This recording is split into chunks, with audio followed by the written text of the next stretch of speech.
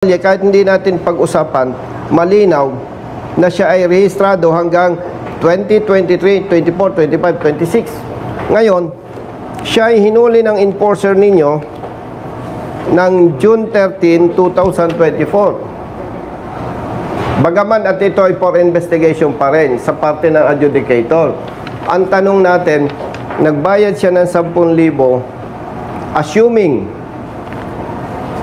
for investigation pa ito, kaya ang term na ginagamit ko, Director, assuming after the investigation na nakita mali ang apprehension ay ang rider nagbayad na ng 10,000, what will be your recommendation, Director? Why did you admit the initial charge if you are not guilty of the offense? Bakit niya binayaran? Siyempre, mas marunong ako sa kanya.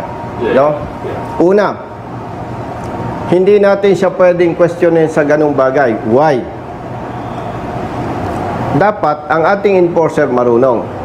Hindi natin pwedeng i-expect na ang motorista ay marunong kaysa enforcer.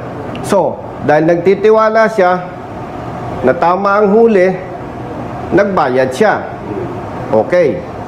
Now, in-advise sa nung kasama, nung may-ari ng motorsiklo, mali yan, tumawag ka kay Congressman Busita. So, we evaluated the documents. Uy, mali nga. Huwag nating ipasa yung bola, Director, sa